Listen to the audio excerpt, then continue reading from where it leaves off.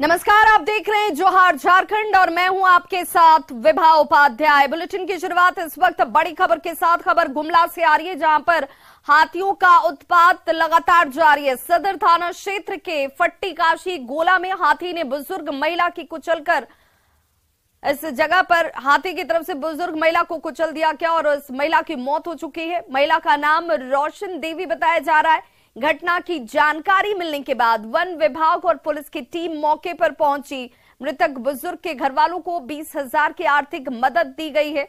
आपको बताते चलें कि पिछले 3 दिन में हाथी ने 3 लोगों की हत्या कर दी है, जबकि 4 दर्जन से ज्यादा घरों को ध्वस्त कर दिया है। फसलों को भारी नुकसान पहुंचाया गया है और अब लोगों के बीच हाथियों के इस आतंक को लेकर नाराजगी भी है, वन विभाग को लेकर, और आक्रोश भी। गुमला में जंगली हाथियों का उत्पात लगातार जारी है। पिछले 15 दिनों से जंगली हाथियों का आतंक इस क्षेत्र में लगातार जारी है। इस वक्त हम मौजूद हैं गुमला सदर प्रखंड के फट्टी गांव में। फट्टी गांव में भी अभी जंगली हाथियों का झुंड मौजूद है। यहाँ पे जंगली हाथियों ने एक वृद्ध महिला की पटक कर जान ले ली। हमें घटना तो का हुई कि मोटरसाइकिल से आए रहे बारी वगैरह का अलग कहने से हाथी अलग से को देखे नहीं पारलक हो, अलग बैठ रहे भात लेके रोज दिन आवेल से ले भेजली हम हो और आए के बैठ रहे हो तो हाथी कहने से अलग से के देखे नहीं पारलक। बुढ़िया आदमी भागे नहीं पारलक, अलग और हिने होने से कर के उकर गोड़ के खून दिलक और हाथ खोखरा जब भी खून के उकर अथी मृत्यु कर दिला के रिश्वे करे। और मेरा कहना है रुसैन देवी का जो घर में है परिवार है, इसका छोटा छोटा नाती लोग है, उन लोग को कुछ मुआवजा राशि मिला। कुचल कर मार दिया है। लोगों का कहना है कि वन विभाग इस पर कार्रवाई करे और हाथी को इस क्षेत्र से भगाने में मदद करे। रुपेश कुमार भगत, न्यूज 18 गुमला। तो गुमला में हाथियों का आतंक थमने का नाम नहीं ले रहा। विशुनपुर में जंगली हाथियों के झुंड ने कई घरों को ध्वस्त कर दिया है। विशुनपुर प्रखंड के लोंगा महुआ टोली गांव में जंगली हाथियों के झुंड ने गांव के बुधनी देवी और मनभरन खेरवार के घर को ध्वस्त कर दिया, वहीं फसलों को भी तबाह कर दिया है। तस्वीरें एक्सक्लूसिव आप इस वक्त देख रहे हैं। इस घर को पूरी तरह से हाथियों के झुंड ने तबाह कर दिया है। बताया जा रहा है कि करीब 1.5 दर्जन हाथियों का झुंड घाघरा थाना क्षेत्र के तेंदार जंगल में घूम रहा है, जहां पर हाथियों के झुंड ने एक महिला को कुचलकर मार डाला, वहीं कई घरों को तोड़कर खेत में लगे हुए फसलों को भी बर्बाद कर दिया। करीब 2 दर्जन गांव के 500 से 700 ग्रामीण रात में हाथियों का झुंड भगाने के लिए रत जग्गा करने को मजबूर हैं।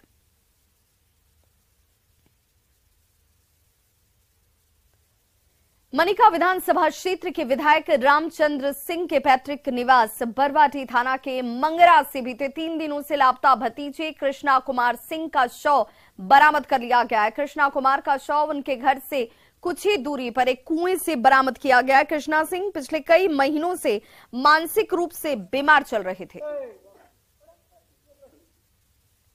10 तारीख की रात से वो मतलब घर नहीं आए थे। हम लोग उस दिन तो हम लोग उतना ध्यान नहीं दिए। हम लोग कल जब हम लोग भारत जोड़ो यात्रा से जब वापस आए ना, उसके बाद हम लोग घर में पता चला, तब से हम लोग ढूंढ रहे थे।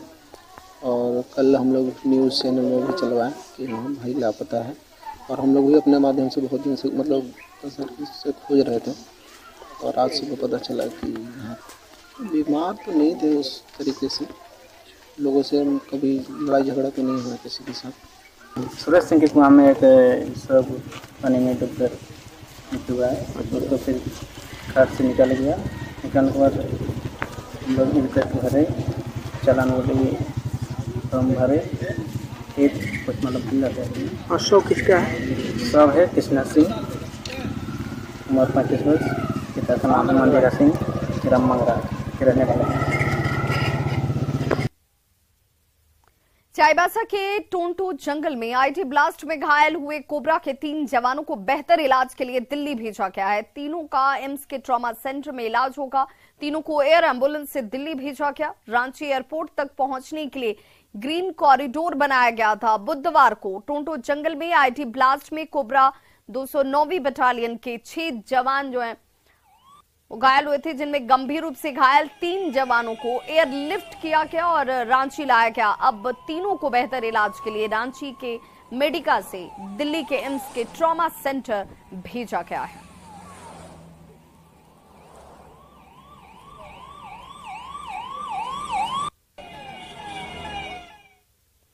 दुमका में सड़क निर्माण कंपनी से लेवी मांगने का मामला सामने आया है। कंपनी के प्रतिनिधि ने काठीकुंड थाने में इसे लेकर एक लिखित शिकायत दर्ज कराई है। काठीकुंड प्रखंड को रामगढ़ प्रखंड से जोड़ने वाली सड़क का निर्माण कार्य करा रही कंपनी के प्रतिनिधि से लागत राशि का 10% यानी कि 5,70,00,000 की लेवी की मांग की गई है।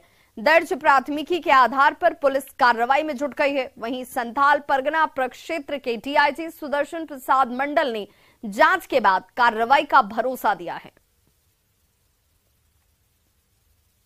कि सूचना मिली है, इसको हम लोग वेरीफाई करा रहे हैं कि क्या तथ्य है क्या नहीं है। क्योंकि अभी तक जो है जो हम लोगों को जो इनपुट है उसके अनुसार अभी नक्सल मूवमेंट उस इलाके में अभी नहीं है। तो किनके द्वारा किसने मांगा इसका वेरीफाई कर लिया गया है और उसको जिसने भी मांगा है उसको हम लोगों ने चिन्हित कर लिया, चिन्हित करके आगे की कार्रवाई कर। क्या नक्सली इस इलाके में दस्ते मौजूद हैं? अभी तक ऐसा कोई तरह की इंफॉर्मेशन नहीं है कि किसी तरह का कोई दस्ता फिलहाल यहाँ मौजूद है। और बड़ी खबर इस वक्त रांची से आ रही है, जहां पर ईडी दफ्तर नहीं पहुंचे इरफान अंसारी। कैश कांड में उन्हें पेश होना था आज ईडी दफ्तर में, लेकिन वो आज ईडी दफ्तर पहुंचे नहीं। इरफान अंसारी के वकील जरूर ईडी दफ्तर पहुंचते हैं। कागजात के साथ उनके वकील पहुंचे और पेशी के लिए 2 हफ्ते का और वक्त मांगा गया है। मेडिकल ग्राउंड का हवाला देते हुए समय मांगा गया है ताकि 2 हफ्ते का वक्त दिया जाए और उसके बाद वो ईडी दफ्तर पहुंच पाएंगे। कैश कांड में फंसे निलंबित विधायक इरफान अंसारी को आज ईडी के सामने पेश होना था, लेकिन उनके वकील की तरफ से मेडिकल ग्राउंड पर समय मांगा गया है 2 हफ्ते का।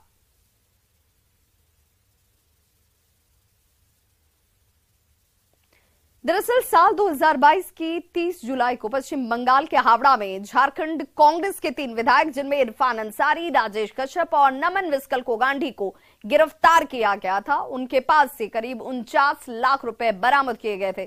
13 जनवरी को इरफान अंसारी को, 16 जनवरी को राजेश कश्यप और 17 जनवरी को नमन विस्कल कोगांडी को रांची जोनल ऑफिस आने को कहा गया था, लेकिन इरफान अंसारी ने पेशी को लेकर 2 हफ्ते का समय मांगा है।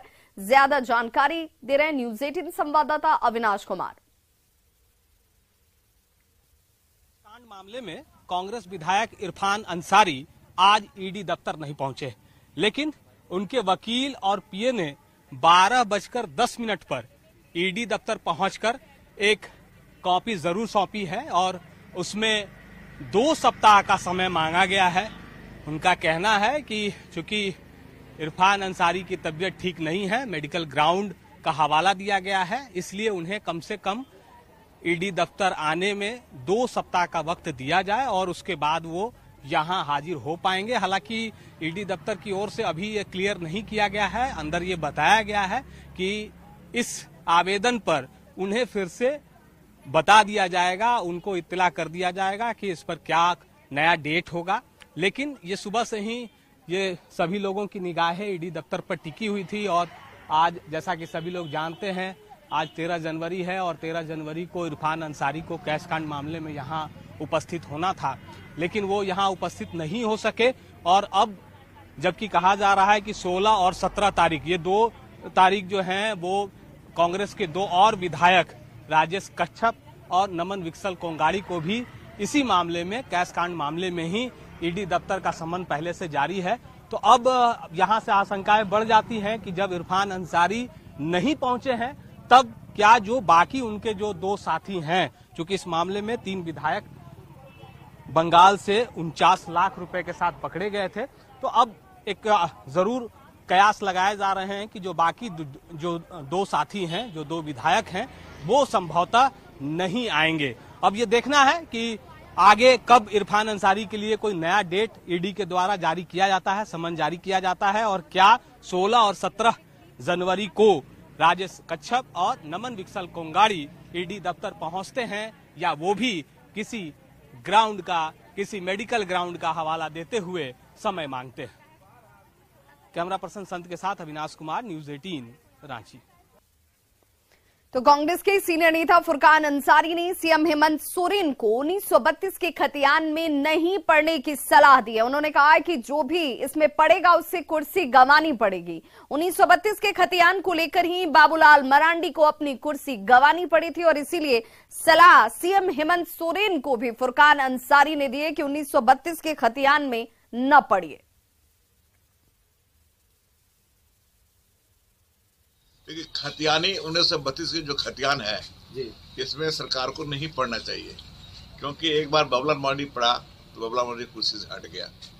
जो इसमें पड़ेगा वो हटेगा, समझे कि नहीं पढ़ना चाहिए। ये मामला जो है ना, ये 1932 आजादी के पहले की बात है। ये देश आजाद हो गए, कौन कहाँ गए कहाँ नहीं गए, उस वक्त बिहार और झारखंड पता नहीं था, कौन कहाँ सेट कर गया, कहाँ कौन सेटल कर गया, किसने अपने रिटायरमेंट का सारा पैसा झारखंड में लगा दिया, किसने झारखंड ने अपना पैसा लगा दिया, बिहार में लगा दिया।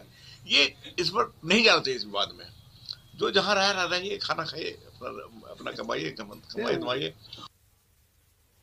गिरिडीह में 17 जनवरी को मुख्यमंत्री हेमंत सोरेन का कार्यक्रम है। खतियानी जोहार यात्रा के दौरान मुख्यमंत्री यहां पर चल रही योजनाओं की समीक्षा करेंगे, साथ ही जनता को सरकार द्वारा किए गए कार्यों से अवगत कराएंगे। मुख्यमंत्री के आगमन को लेकर प्रशासनिक अधिकारी तैयारियों में जुटे हुए हैं और इसी कड़ी में उपायुक्त नमन प्रियेश लकड़ा ने सदर अस्पताल पहुंचकर निरीक्षण किया और वार्डों में मरीजों से मिलने वाली सुविधाओं की भी वो जानकारी लेते हुए नजर आए। 17 जनवरी को माननीय मुख्यमंत्री महोदय का गिरिडीह जिले में आगमन होगा और इसी क्रम में हम लोग विभिन्न व्यवस्थाओं को दुरुस्त कर रहे हैं और हम लोगों की विभिन्न जो योजनाएं हैं उसकी समीक्षात्मक बैठक 18 तारीख को होगी। कोडरमा जिला एवं गिरिडीह जिला का कंबाइंड साथ में टाउन हॉल में इसका आयोजन किया जाएगा और हम लोग इसी क्रम में अस्पताल का निरीक्षण करने आए हैं। जो भी यहाँ पे जो व्यवस्थाएं हैं उसको और सुदृढ़ करने का प्रयास करेंगे। देवघर में इफ्को यूरिया नैनो प्लांट बनने का रास्ता साफ हो गया है। इफ्को के प्रबंध निदेशक डॉक्टर यूएस अवस्थी ने जसीडीह स्थित प्लांट का निरीक्षण किया। अवस्थी ने बताया कि 20 एकड़ में यूरिया नैनो प्लांट स्थापित किया जा रहा है, जिसके लिए जमीन घेराबंदी का काम शुरू कर दिया जाएगा। वहीं इसी स्थल पर गृह मंत्री अमित शाह का भी कार्यक्रम संभावित है। नैनो प्लांट 20 एकड़ में बनेगा, जिसका शिलान्यास 4 फरवरी को होगा। इस नैनो प्लांट के बन जाने से किसानों को बड़ी सौगात मिलेगी, जिसमें वे कम पूंजी में बेहतर खेती कर पाएंगे। साथ ही युवाओं को रोजगार हासिल होगा। इसके अलावा इफ्को बाबा वैद्यनाथ के नाम पर एक ट्रस्ट की भी स्थापना करेगी। ये पूरा एरिया करीब 20 एकड़ का है और बहुत अच्छी जगह है और अमित शाह जी एक स्थान पर हम लोगों ने जगह भी देख ली है। करीब 15,000 लोग रहेंगे, उनके सब व्यवस्था का भी इंतजाम हो गया है और हमें पूरी उम्मीद है कि honourable home minister, corporation minister यहाँ हम एक ट्रस्ट बनाना चाहते हैं बाबा देवघर के नाम पर, जिसमें कि हर वर्ष हम लोग कुछ कंट्रीब्यूट करेंगे। और जैनियों के सबसे बड़े तीर्थस्थल पारसनाथ के पहाड़ियों में हजारों की संख्या में लोग आते हैं। यहां पर दुकान लगा रहे दुकानदारों के लिए पानी की व्यवस्था नहीं है, वॉशरूम, शौचालय नहीं होने की वजह से इन्हें काफी दिक्कतें होती हैं। ज्यादा जानकारी दे रहे हैं हमारे संवाददाता एजाज अहमद। पूरे देश भर में आज पारसनाथ को लेकर तरह तरह की चर्चाएं हो रही है। एक और जहां पे पारसनाथ को तीर्थ स्थल बनाने के बजाय पर्यटन स्थल जिस तरह से सरकार ने बनाया था, उसे विरोध प्रदर्शन हो रहा था, जिसके वजह से ये इलाका कई दिनों से हाईलाइट में है। वहीं दूसरी ओर आप तस्वीरों में देख सकते हैं कि ये कुछ दुकानदार हैं जो यहाँ पे दुकान लगाते हैं सड़क के किनारे और पूजा में जो इस्तेमाल होने वाले सामान होते हैं उसे बेचने का काम करते हैं। जैसे कि ये कोडरमा से दुकान लगाए हुए हैं, तो हम इनसे बात करेंगे और समझने की कोशिश करेंगे आखिर इन लोगों को क्या दिक्कतें हैं। दिक्कत कुछ नहीं, दिक्कत तो यही है कि हम लोग के यहाँ से आदमी से कोई दिक्कत कुछ नहीं है, लेकिन जगह जगह पर लोग जैसे पेशाब कर देते हैं यहाँ रोड पर कर देते हैं, कुछ वहाँ रोड पर कर देते हैं, हमको भी मजबूरी में है, तो बगल में शौचालय भी जैसे है भी, इसका पीछे तो बंद है, जाने का रास्ता नहीं है, तो इसलिए 100%। तो फिर लास्ट में हम भी मजबूरी में कर बैठते हैं, तो इससे अच्छा लगता नहीं है। लेकिन यहाँ पे हर वर्ष मतलब गन्ना बेचते हैं तो 12 महीना बेचते हैं? 12 महीना नहीं, 3 महीना चलता है, 3 महीना चलता है सीजन। तो यहाँ पे आप लगाते हैं ये ठेला, तो क्या दिक्कत हो रहा है आप लोगों की? बेसिक समस्या क्या है? बेसिक समस्या इतना है, पानी का समस्या यहाँ है, पानी नहीं मिल रहा है, तनी पखाना वगैरह का दिक्कत है, और कोई चीज का दिक्कत नहीं है। तो आप देख सकते हैं कि ये स्थानीय दुकानदार हैं जो गन्ने का जूस बेचते हैं और इसके अलावा पूजा वगैरह की सामग्री बेचते हैं, खिलौना बेचते हैं। लेकिन इन लोगों की समस्या ये है कि यहाँ पे जो लोकल में शौचालय की व्यवस्था नहीं है, वॉशरूम की व्यवस्था नहीं है, जिसके वजह से इन लोगों की इस तरह की मूलभूत समस्याओं से गुजरना पड़ता है। और यहाँ की जो प्रशासन है, यहाँ की जो कमेटी है, उसको भी इस मामले पर ध्यान देना चाहिए, क्योंकि सुरक्षा के दृष्टिकोण से भी हर जगह पर वॉशरूम का होना बहुत ही आवश्यक है। गिरिडीह से न्यूज़ 18 के लिए मैं एजाज अहमद। हजारीबाग के सिलवार पहाड़ अपनी मनोरम वादियों के लिए जाना जाता है। दिसंबर और जनवरी महीने में दूर दूर से यहाँ पर लोग पिकनिक मनाने के लिए पहुंचते हैं, लेकिन सिलवार पहाड़ पर चढ़ने के लिए न तो सीढ़ी की व्यवस्था है और न ही कोई अन्य इंतजाम ही। लोगों के साथ साथ छोटे छोटे बच्चे भी पत्थरों के सहारे ही इस सिलवार पहाड़ पर चढ़ते हैं, जिससे हादसे की आशंका हमेशा बनी रहती है। स्थानीय लोगों ने सीढ़ियों के निर्माण के साथ सौंदर्यीकरण की भी मांग की है। ये देखने वाला तो ठीक है, घूमने लायक जगह है, अच्छा लगा। ये तो टाउन से लगभग 8-10 किलोमीटर दूरी पे है, मंदिर भी बन ही रहा है, प्रोसेस में है इसका कार्य। लेकिन जो यहाँ का स्थानीय लोगों का जो बच्चे लोग हैं, उनको मतलब थोड़ा ध्यान देने का जरूरी है गार्जियन को, काहे कि उन लोग बिना सीढ़ी का चढ़ जाता है, और जो कि ये पहाड़ के ऊपर खतरे से खाली नहीं है। कभी भी थोड़ा सा पैर इधर उधर हुआ तो उन लोग कुछ भी हो सकता है उन लोग के साथ, जिसमें उन लोग को गार्जियन को ध्यान देना है। और यहाँ का लोकल लोग को भी कि देखने लायक तो जगह है, घूमने लायक है, घूम सकता है, आ सकता है, लेकिन सीढ़ी नहीं है, उसके लिए कोई दिक्कत नहीं। चढ़ तो जाता है बच्चा लोग, गिरने से दिक्कत हो सकती है। तो आए इधर तो देखे छोटा छोटा लोग, बच्चा लोग यहाँ पे आया हुआ है, जो ना अच्छा से चल सकता है, और बहुत सारा लोग था। तो हम लोग को, हम मतलब यही कहना चाहते हैं गार्जियन लोग को कि जब भी बच्चा लोग को थोड़ा ध्यान दीजिए, और अगर घूमना है तो साथ में आइए। और हाँ, मकर संक्रांति पर तिल से बने हुए तिलकुट का खास महत्व है, और यही वजह है कि मकर संक्रांति से पहले तिलकुट की दुकानें सज चुकी हैं। दुकानदारों का कहना है कि इस साल तिलकुट की अच्छी बिक्री हो रही है, और इस साल 200 से लेकर 260 रुपए किलो तिलकुट की बिक्री की जा रही है। हम तो लगभग यहाँ से लगभग 10 किलो गुड़ का तिलकुट है, 5 किलो क्या कहते हैं चीनी वाला तिलकुट लिए। गुड़ का स्वादिष्ट यहाँ से मिलता है, इसलिए लिए मकर संक्रांति के लिए लिए है। पहले के अपेक्षा सब बिक्री बहुत बढ़िया है। महंगाई है, महंगाई को देखते हुए 240-260 रुपए में बिक्री बहुत बढ़िया है। हाँ, खुशी से आकर खाते हैं, स्वादिष्ट तिलकुट लेके जाते हैं। गुड़ का क्या है? गुड़ का तिलकुट की स्थिति बहुत बढ़िया, मैंने चीनी की अपेक्षा गुड़ की बिक्री बहुत बढ़िया है। 100 में 85% आदमी गुड़ वाले खा रहे हैं। मकर संक्रांति को लेकर लोहरदगा के बाजारों में तिलकुट की दुकानें सज चुकी हैं। तिलकुट की सौंधी खुशबू लोगों को दूर से ही अपनी ओर आकर्षित कर रही है। यहाँ गया के कारीगरों के द्वारा तिलकुट का निर्माण कराया जा रहा है। कारीगर विभिन्न प्रकार के तिलकुट बना रहे हैं, जिसमें खोआ, मावा, गन्ना, गुड़, खजूर के गुड़ वाले तिलकुट की काफी डिमांड है। बाजार में तिलकुट 250 रुपए से लेकर के 600 रुपए प्रति किलोग्राम की दर तक उपलब्ध है। लोग अपने बजट के हिसाब से इसकी खरीदारी कर रहे हैं। यहां से बने तिलकुट बाहर भी भेजे जाते हैं। यहाँ पे बिहार के कारीगरों द्वारा तिलकुट निर्मित किया जाता है, जो कि मिट्टी का हांडी में बनता है। मिट्टी का हांडी में बनने से स्वाद, टेस्ट इसका अलग आता है। और ये तिलकुट बन के खजूर गुड़ का तिलकुट बनती है। गुड़ का स्पेशल तिलकुट है, रेवड़ी है, गुड़ का रेवड़ी है, खोवा का तिलकुट है। यहाँ से तिलकुट अनेक अमीरकापुर तक भी जाता है, रावल कला भी चल जाता है, फिर से बिलमित्रापुर भी जाता है, और इधर जितना भी यानी कि छत्तीसगढ़, उड़ीसा, ये सब तरफ चल जाता है। और मतलब खजूर गुड़ का भी बनता है, और खस्ता तिलकुट बनता है, तिल का लड्डू भी बनता है, तिल पापड़ी बनता है। कोर्ट फीस में कटौती को लेकर राज्य भर में पिछले 9 दिनों से चल रहा न्यायिक बहिष्कार आज खत्म हो गया। अब सोमवार से प्रदेश भर के करीब 35,000 अधिवक्ता कोर्ट की कार्यवाही से जुड़ेंगे। ये फैसला काउंसिल की बैठक में लिया गया। हालांकि काउंसिल को बार काउंसिल ऑफ इंडिया से भी एक पत्र मिला था जिसमें न्यायिक बहिष्कार को खत्म करने की अपील की गई थी। हालांकि बार काउंसिल के अध्यक्ष राजेंद्र कृष्णा ने बताया कि राज्य सरकार के समक्ष मांगों को लेकर आंदोलन जारी रहेगा।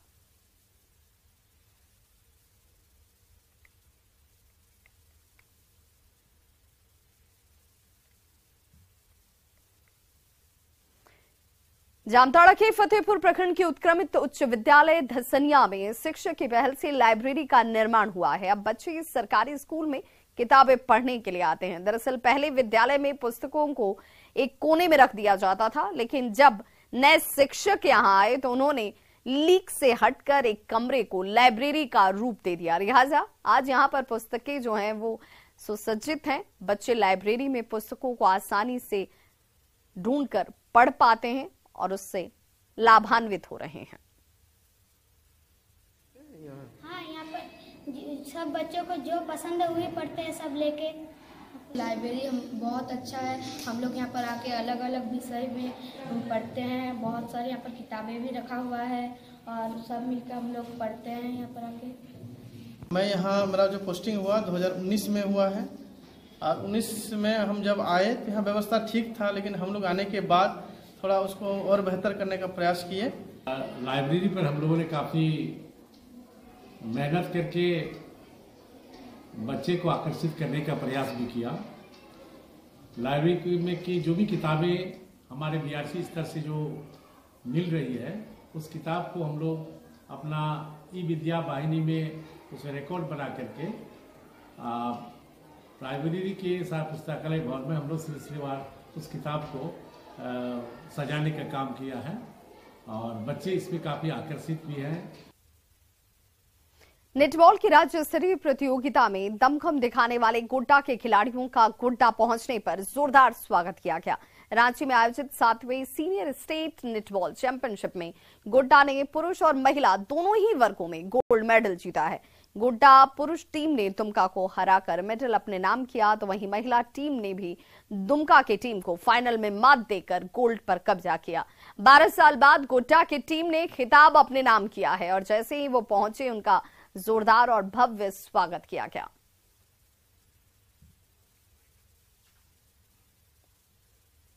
तो इस बुलेटिन में बस इतना ही, लेकिन न्यूज़ 18 बिहार झारखंड पर खबरों का सिलसिला लगातार जारी है।